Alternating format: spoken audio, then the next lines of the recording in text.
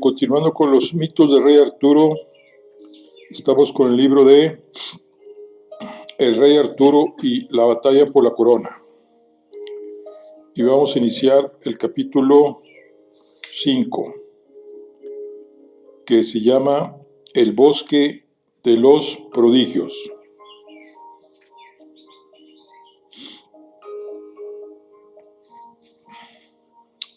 Bueno, el bosque de los prodigios.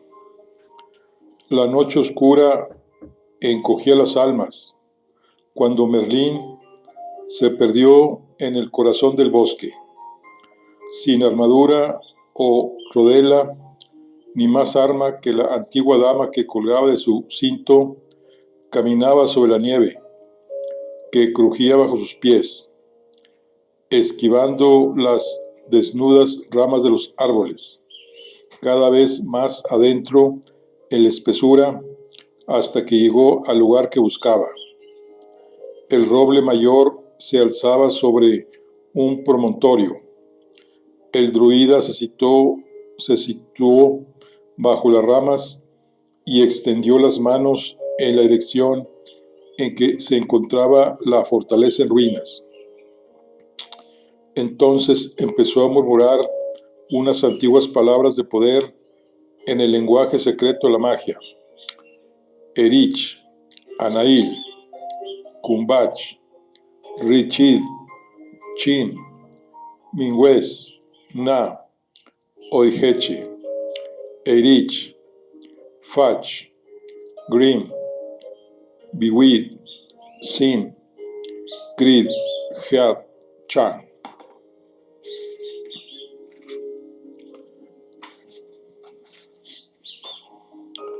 De sus huesudos dedos extendidos comenzaron a desprenderse tortuosos filamentos que luego se iban deshaciendo como hilos que regresaron al algodón. Se descomponían en forma de una densa niebla blanquecina que fue anegando el paisaje, arrastrándose sobre la nieve, entre las raíces y los arbustos, cubriendo todo a su paso. Un silencio glacial e inexplicable invadió el mar de espuma alba en que se había convertido el bosque. La nube opaca parecía haber absorbido el aire, que había hecho desaparecer el color del mundo para sumergirlo en una noche blanca.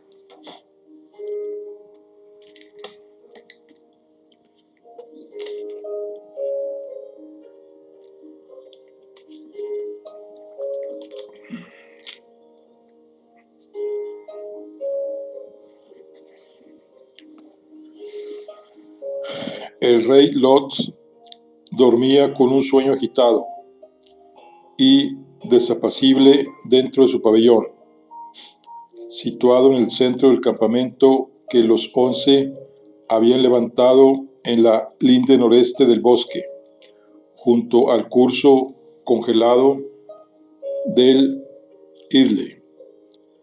Ninguna noticia le había llegado de Canterbury, y el silencio era peor que la certeza. Sus espías le habían confirmado que las tropas de Arturo aguardaban estacionadas en el castillo de Bedigran. Cuando la noche helada se abrió sobre el campamento, se abatió sobre el campamento, ningún sonido venía de la maleza nevada, de la floresta, solo el frío e inofensivos jirones de niebla que reptaban como gusanos por el sotobosque. A la espera de los últimos rastreadores, finalmente el monarca había sucumbido al cansancio y ahora, noche cerrada, se agitaba en el lecho. Se despertó sobresaltado, con un estruendo de rugidos salvajes, aullidos de dolor y entrechocar de metales. Las paredes y el techo de su pabellón se agitaban, como si la tierra los sacudiera. El suelo trepidaba bajo las botas de los hombres, y los cascos de los caballos. Más allá de las telas iluminadas por las hogueras, veía formas en movimiento frenético, corriendo aquí y allá, chocando y separándose, como si en torno suyo las piedras y los árboles hubieran cobrado vida en el límite del bosque y se hubieran transformado en un implacable y sanguinario ejército que arrasaba el campamento pasando por encima de las tiendas.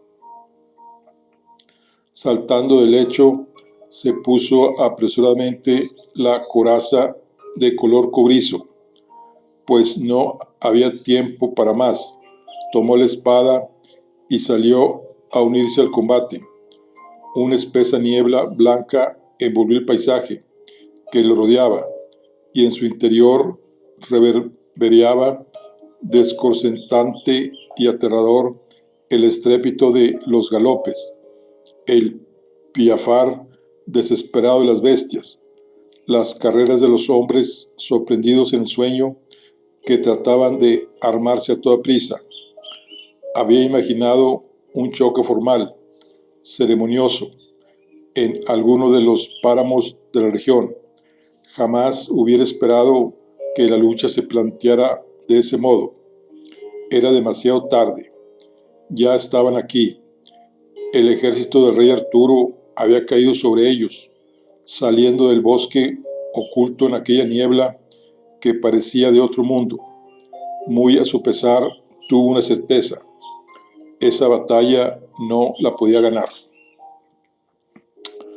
Oyó entonces las voces de Nentres de Garloch a través de la bruma, y también los de algunos otros reyes cuyas tiendas no andaban lejos.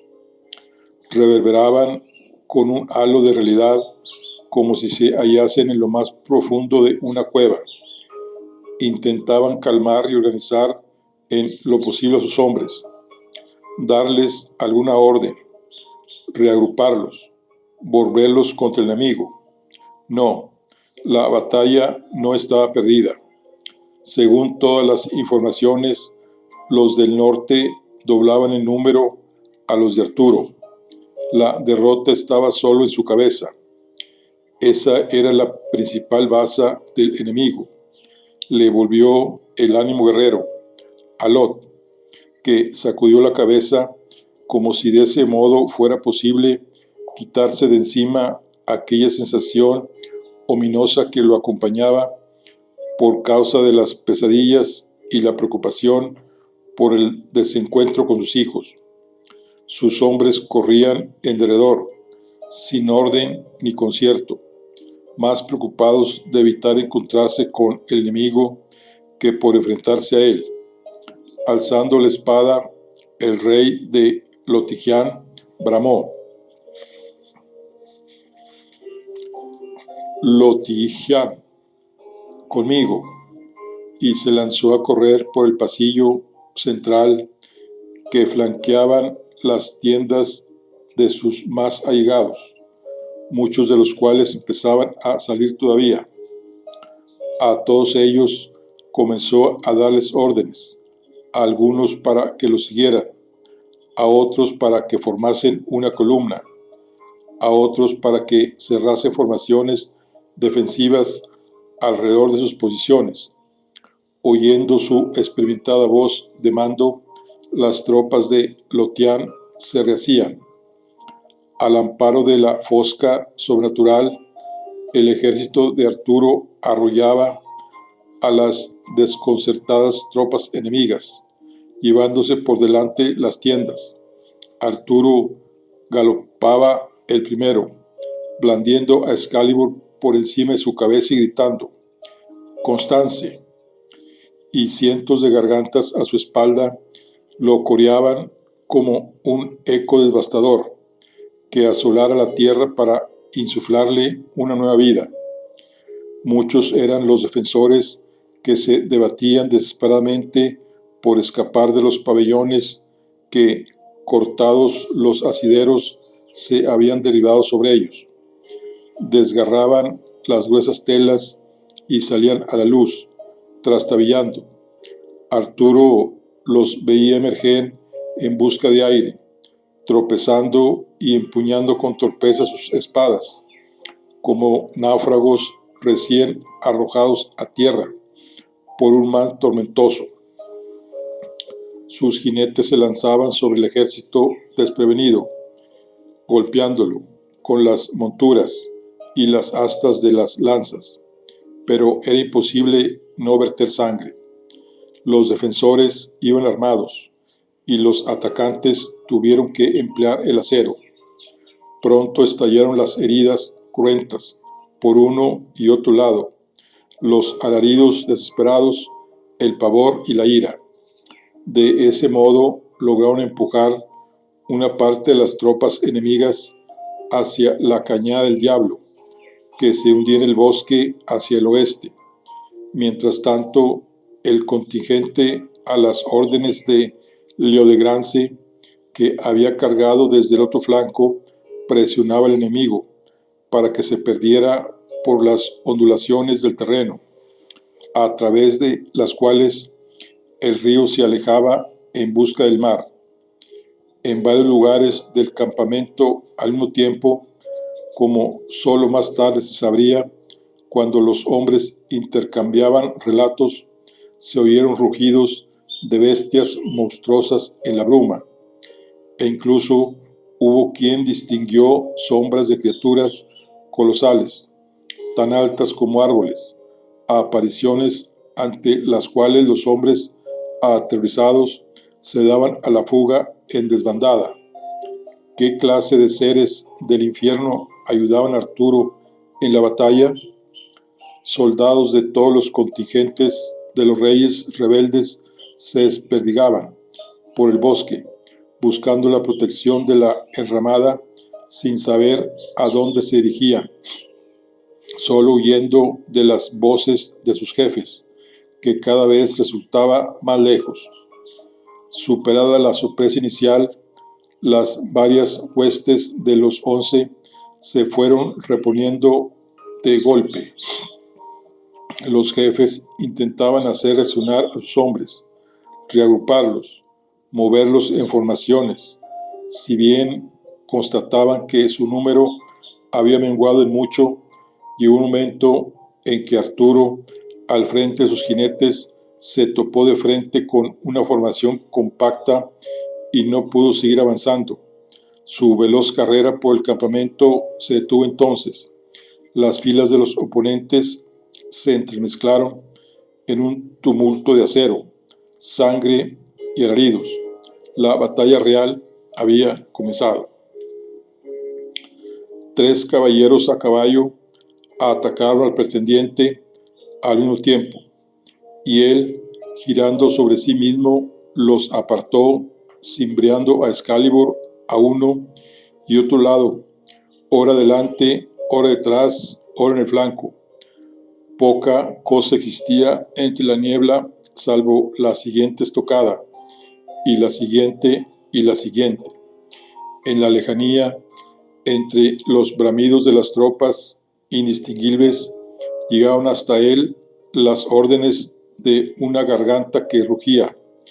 Era el rey Urien de Gore, que arremetía apenas una sombra mastodónica en la niebla contra las tropas del flanco derecho, comandadas por Sir Héctor de Avilión. Iba armado con un vasto mangual que agitaba uno y otro lado, aplastando yelmos, celadas y cráneos a su paso.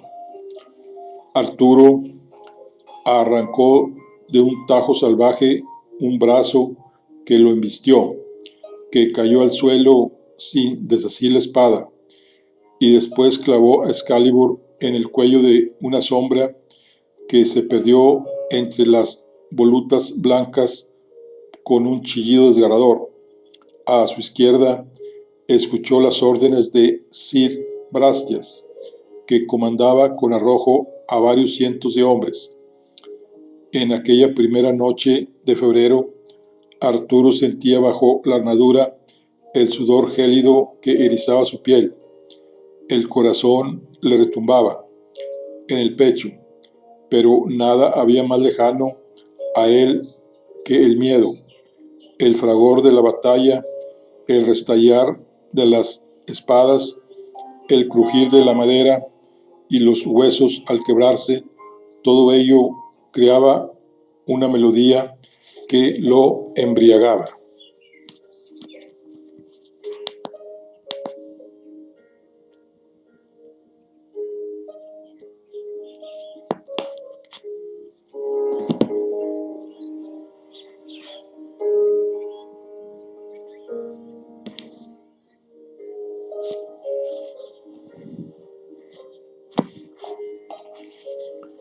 Cada golpe, cada desgarro y cada estocada aparecían claros y precisos un instante antes de asestarlos. Excalibur era ligera en su brazo. Con el puño de la espada golpeó el yelmo de un caballero que arremetía en ese momento contra Kay. Su hermano, ya desmontado, peleaba furiosamente contra dos que llevaban en el pecho el sol flamante de Garlot. A su lado apareció Lucan, arrastrando por las bridas a un caballo que aún vestía la gualdarrapa de las huestes de Lot, y se lo tendió a Kay. El senescal arrancó los ropajes del animal y lo montó. Dirigió a Arturo una mirada enardecida desde más allá de la niebla, y seguido por Lucan arremetió con fiereza contra las tropas del rey Nentres. Junto al límite del bosque comenzó a formar un cuerpo diverso de arqueros norteños integrados por aquellos a quienes uno de los reyes rebeldes había logrado recoger. No llegaron a descargar porque mientras intentaban distinguir a amigos de enemigos, cayó sobre ellos una lluvia de acero mortal. Fueron acribillados desde lo alto de los árboles, donde cubiertos por el manto de la noche se habían apostado los ballesteros de Arturo.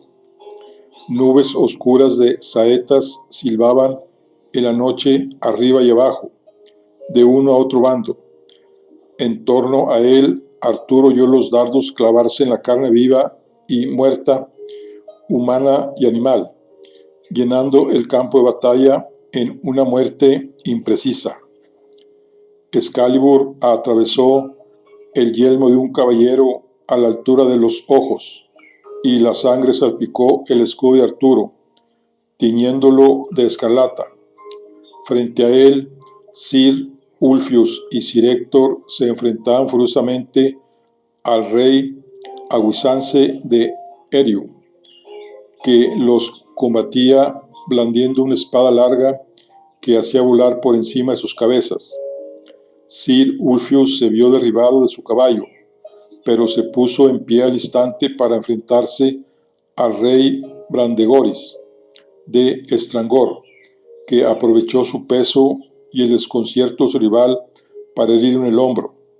Con todo, Ulfius no cayó, sino que devolvió la estocada atravesando el muslo de su rival. La niebla se disipaba y dejaba a la vista el campo de batalla en que se habían convertido los despojos aplastados en el barro del campamento de los 11. Arturo se desplazaba por el tumulto para no perder el pulso del combate, jadeando entre el hedor de la sangre, el metal, los excrementos y las monturas. Cortó un brazo, atravesó a un caballo, derribando a su jinete, embistió con furia la adarga de un contrincante, que estalló en un mar de astillas y pedazos de madera. Se daba cuenta de que el ataque por sorpresa había puesto en fuga a buena parte del ejército enemigo, pero que ya los 11 habían organizado el resto de sus tropas y hacían valer de nuevo su número aún superior. Reconoció en la distancia la apostura arrogante del rey Lot, que gritaba órdenes a los suyos, una digna figura aquilina, cubierta por una corteza cobriza y estriada, la única pieza que había tenido tiempo de colocarse. Sus miradas se encontraron un instante.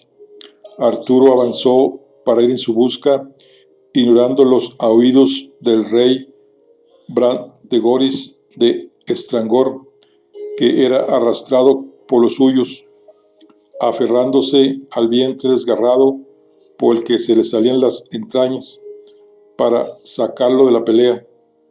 Pero entonces escuchó a sus espaldas un grito de dolor proferido por una voz familiar que lo hizo girarse sobre sí mismo.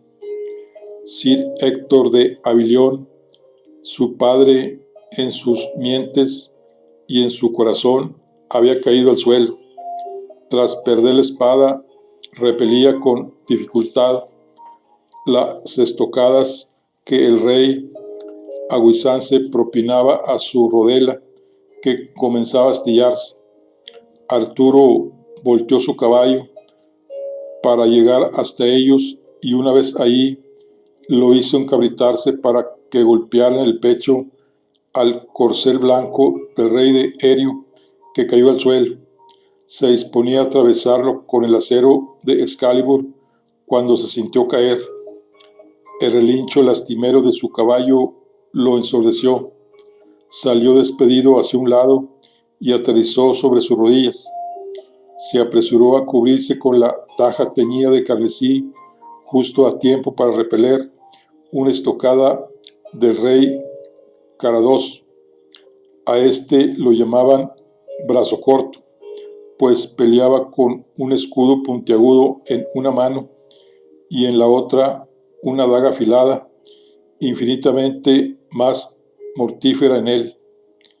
Era imprudente y temerario, pues se acercaba a su oponente tanto como podía, cubriéndose con el escudo para, en la distancia corta, pincharlo con la daga e introducirla fieramente en las aberturas que dejaban la armadura.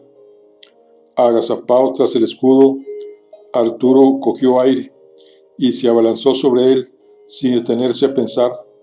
Le golpeó el escudo con el suyo y el sonoro golpe retumbó como un trueno.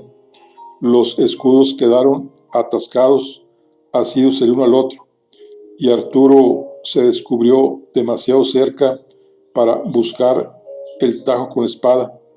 Su brazo estaba aprisionado y sintió entonces la temible daga de Carados, brazo corto, que atravesaba su hombro izquierdo, una herida dolorosa que tiñó su armadura de sangre y le hizo mostrar los dientes en un rugido de furia. Mi señor, era la voz del pecoso y joven Giflet, que arrastraba por las bridas a un caballo cobrizo, con las gualdrapas desgarradas y ensangrentadas. El muchacho se arrojó por el flanco sobre brazo corto, propinándole un empujón que lo hizo trastabillar y permitió a Arturo retroceder. Sin escudo ni adarga, Gilfred desenvainó su espada y propinó una sarta de estocadas furiosas al rey Carados, que retrocedió perplejo.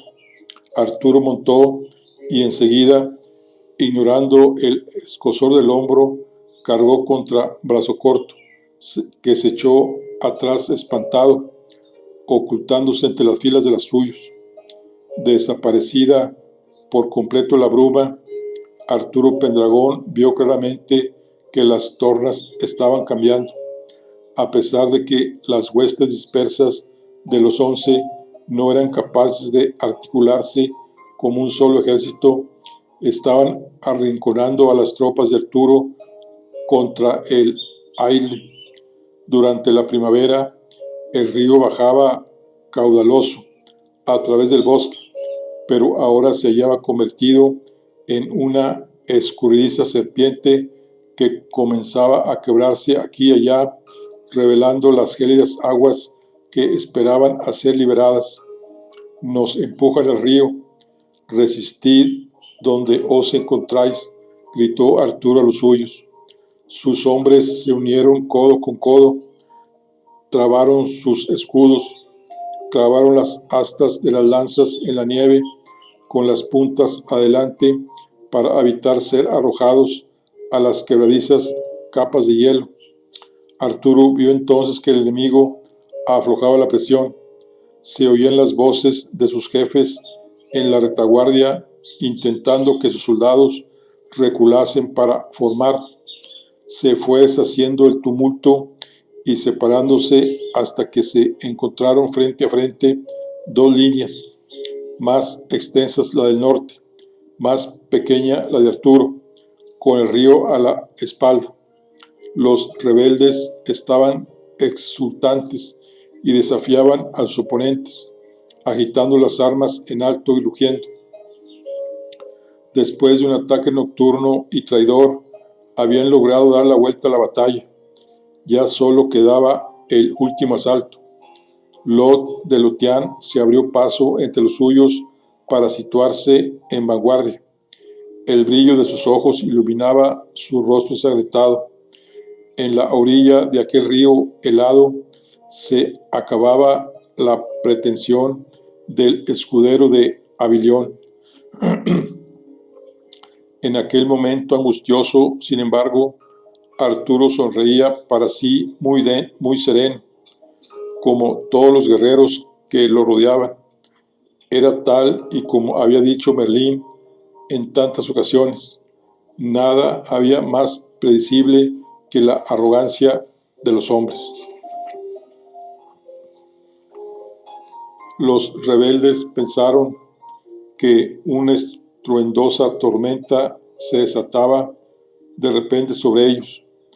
Desde la espesura salían a galope tendido, haciendo retemblar el suelo,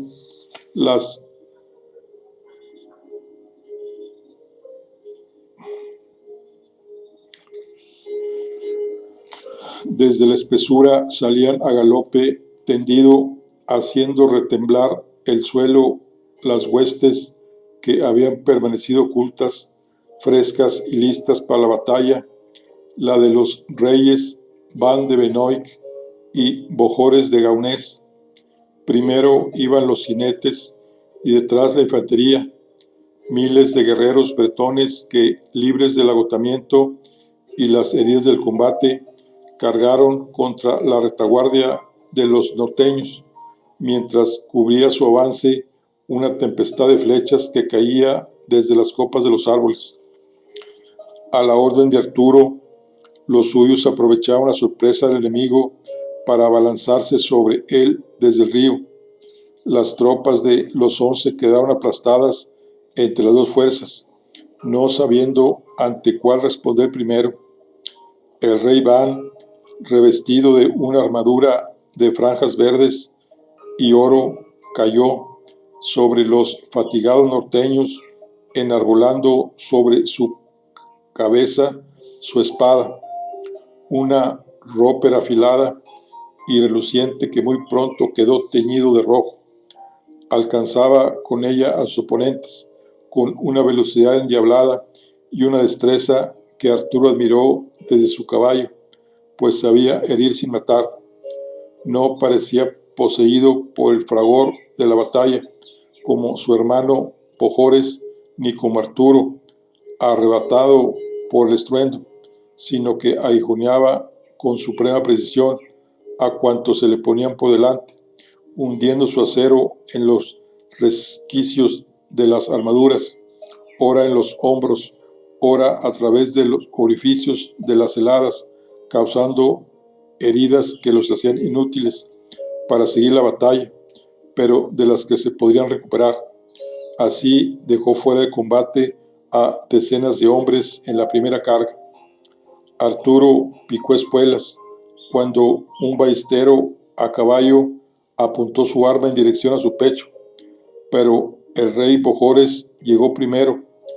Con un grito de furia propinó el enemigo un mandoble brutal que arrancó de un tajo la cabeza y la mano que hacía la ballesta, que cayeron al suelo ante el horror de sus compañeros.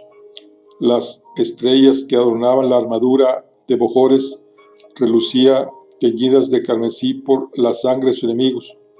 Frente a Van, ante quien los caballeros caían como alcanzados por un rayo, Bojores era una tempestad que a su paso dejaba un río de miembros cercenados.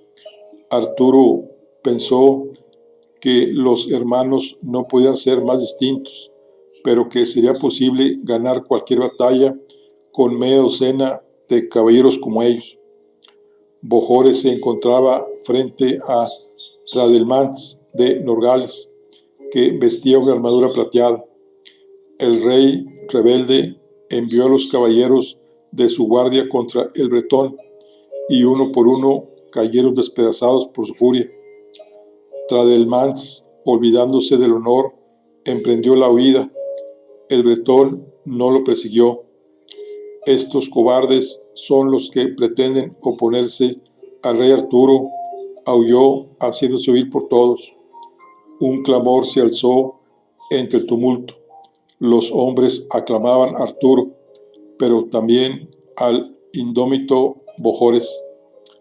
Arturo llegó a galope hasta el rey Van, justo a tiempo para cubrirlo con su escudo de la lluvia de flechas que había mandado lanzar Idrés de Cornaulies, que luego envió sobre ellos lo que quedaba de su hueste. Excalibur y la espada del rey Van, llamada Iracunda, se aliaron entonces, derribando a sus atacantes por decenas. Era imposible no causar grandes daños a aquel enemigo que derramaba toda su furia, pero los dos combatientes intentaban en lo posible empujar a quienes se les venían encima hacia el río. Ya el hielo sobre el Aile se había quebrado y las aguas fluían de nuevo, si bien teñidas de rojo y llevándose a los hombres cauce abajo. Arturo distinguió la figura de Sir Brastias descabalgado, que hacía frente a un joven caballero de armadura brillante y tremulante penacho. Su contrincante lo acosaba duramente, y él mostraba ya el cansancio propio de su edad después de un combate tan costoso. Arturo abandonó al rey Van y cabalgó hacia él, interponiendo su caballo y haciendo al caballero trastabillar. Subid, dijo a Cid Brastias después de desmontarse. El veterano caballero lo miró con agradecimiento y, agarrándose con un brazo el otro, que colgaba inerte a un lado de su cuerpo, montó y cabalgó, derribando a su paso un haz de infantes de Cornualles. El oponente de Brastias recibió a Arturo con alegría. Era Parantz de Noaut, al que llamaban el rey de los 100 caballeros. Había oído la historia del más joven de los reyes de los anglos, que en una escaramuza de Utependragón contra los sajones, en un alarde de temeridad, había derrotado a todo un ejército, liderando solo a un centenar de hombres. Era un enemigo terrible por su entusiasmo y valentía, pero Arturo pronto supo ver el punto débil de sus movimientos desordenados. Ágil y saltarín, el rey de los 100 caballeros era impaciente. Arturo lo esquivó una y otra vez, agotándolo, hasta que con una finta le arrancó la espada, que voló hasta caer a su derecha. Ambos se arrojaron hacia ella. Cuando los dedos de Paranet se cerraban en torno al puño de su acero, Arturo le asestó un golpe con el pomo de Excalibur en la mandíbula, y a sus oídos, además del alarido del rey, de los 100 caballeros, llegó el crujir de los huesos rotos. Las flechas llovieron sobre él. Arturo se cubrió y cuando retiró su escudo, su oponente ya no estaba.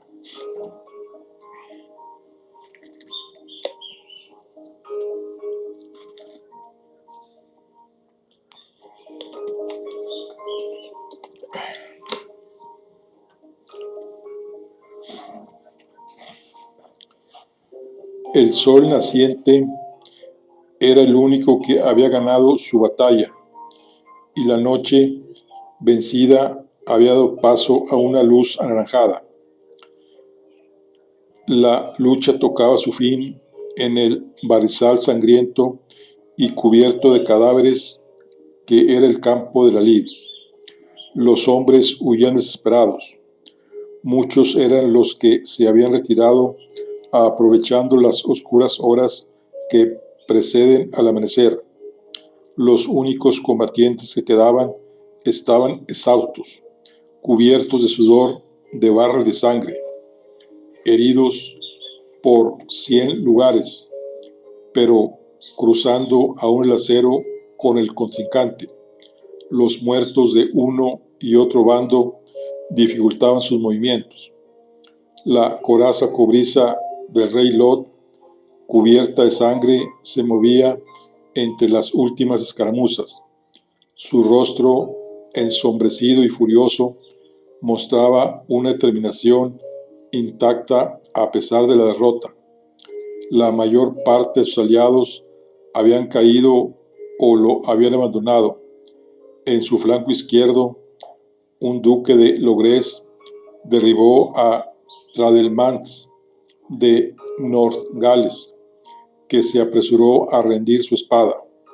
Más allá, el rey Morganor de Sujales se batía valerosamente con un rey bretón, sin dar su brazo a torcer, hasta que éste le atravesó el cuello con su espada y el galés cayó de rodillas, ahogándose con su propia sangre. Huida o muerte, esos eran los únicos caminos. El rey de Lothian no estaba dispuesto a retirarse. Moriría con el ejército que había levantado. Se encontró de frente con el hermano del advenedizo Kay de Avilión. Los dos estaban agotados, resoplando, y apenas se tenían en pie. Se miraron por un instante y luego, sacando fuerzas de flaqueza, lanzaron gritos de furia y se arrojaron uno contra el otro, blandiendo la espada. Entretanto, en otro lado del campo de muerte, resonaban los poderosos golpes que el rey Urien de Goré asestaba con su vasto mangual al escudo del rey Leodegrance, que a duras penas resistía los embates con los pies firmemente posados en el suelo, todas sus fuerzas centradas en sostenerlo. No fue preciso acudir en su ayuda. Su sobrino, el joven Gralens, lanzó por la espalda un tajo a las piernas del rey Urien, que gritó y trastabilló. Ese instante fue suficiente. Leodegrance asió su espada y arremetió contra Urien. Este era fuerte pero pesado. Detuvo el golpe con firmeza y se volteó para darle a Gralens con la masa salpicada de los sesos de sus enemigos. El joven de Camelers lo esquivó por poco.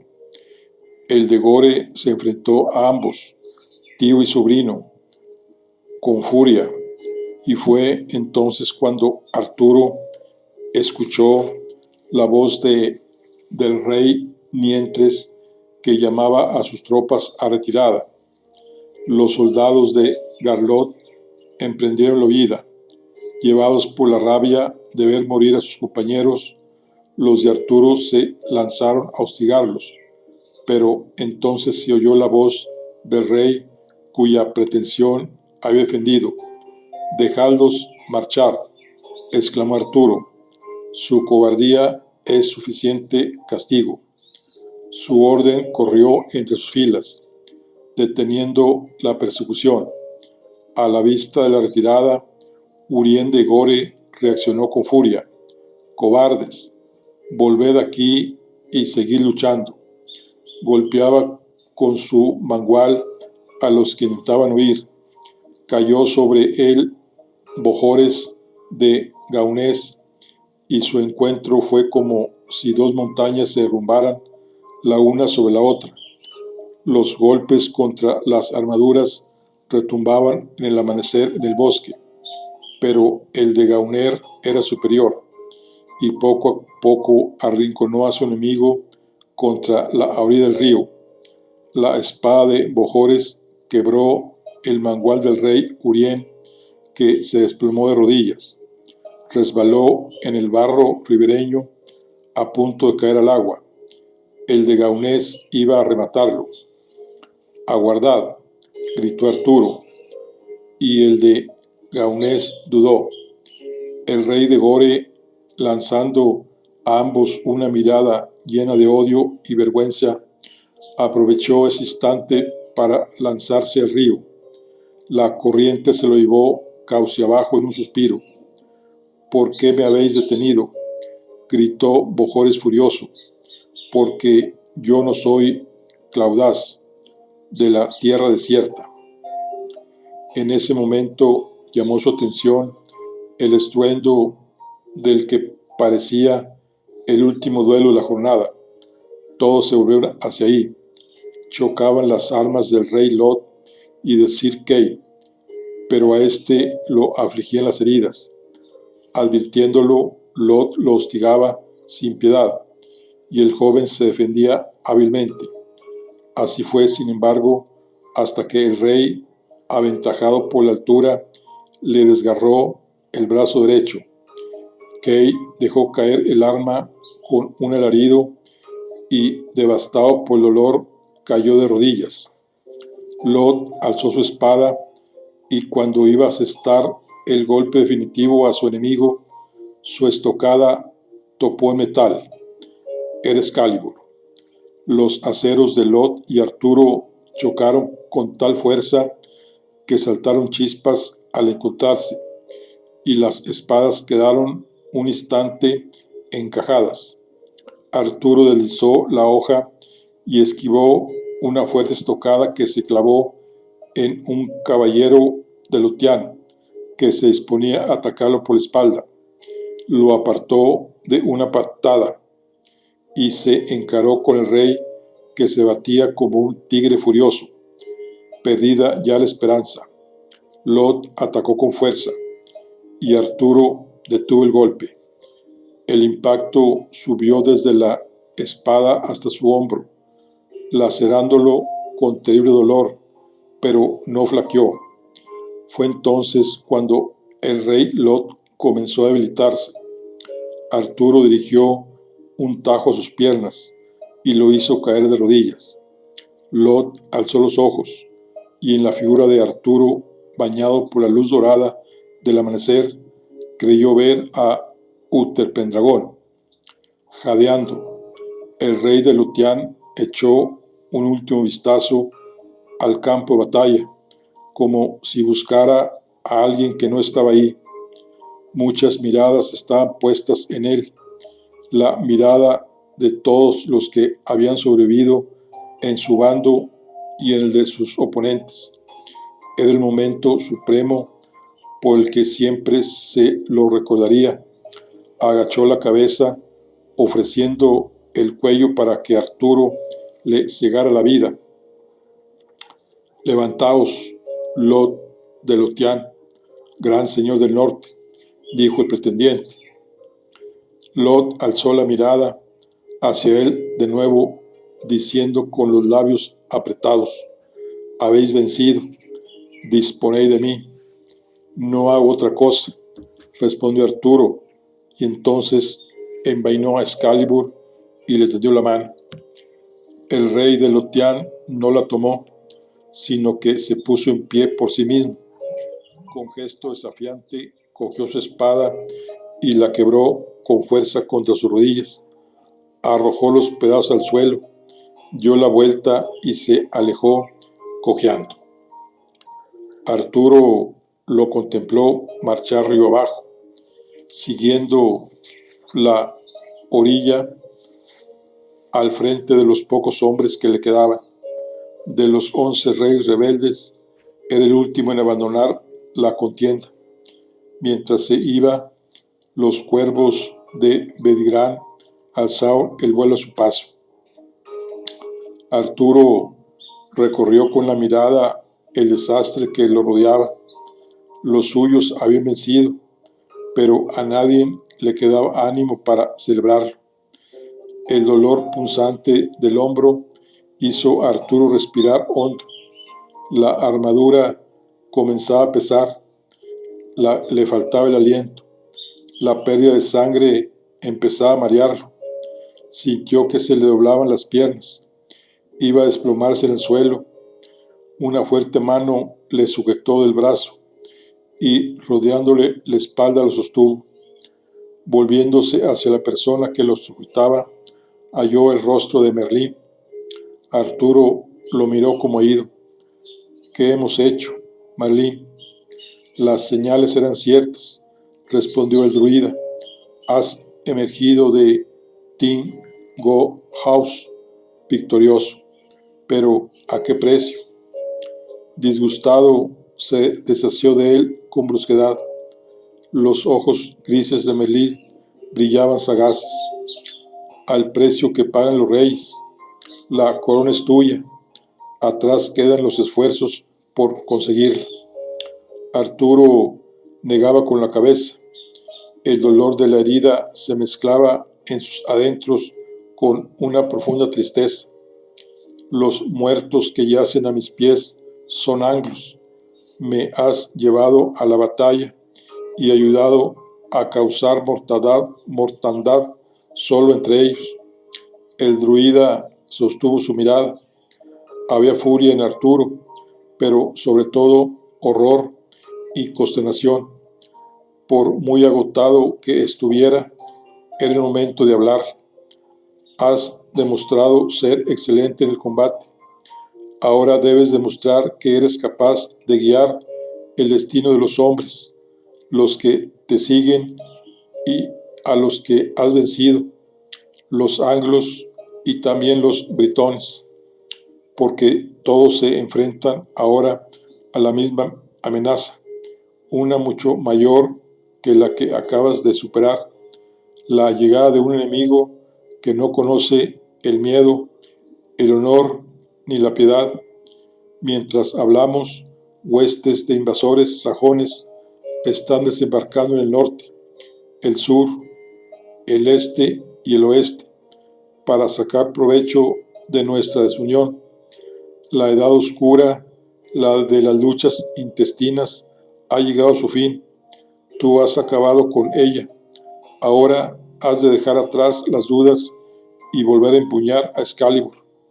Arturo quedó en silencio, devastado por lo que estaba oyendo. Sus más allegados y los que restaban de sus tropas se habían ido concentrando a su lado, esperando sus órdenes. El joven suspiró. Había de darles esperanza, iluminarlos con la luz que necesitaban para seguir adelante. Un esfuerzo que siempre le parecía imposible, pero que al fin, sin saber cómo ni de dónde extraía la fuerza, acababa siendo capaz de hacer. Notándose el centro de todas las miradas, luchó contra el dolor y el cansancio para erigirse muy orgulloso y alzando el puño hacia los cielos, bramó para que todos lo oyeran. Victoria. Por fin estallaron los vencedores en vítores y jalaron a su rey. Atrás quedaba el niño criado en Avilión, el joven escudero que había sacado la espada de la piedra, el inexperto pretendiente a la corona del que muchos dudaban. Inglaterra necesitaba al rey Arturo. ahí estaba al fin. Bueno, aquí concluimos nuestro libro de el rey Arturo y la batalla por la corona. Nos vemos en la siguiente. Hasta luego.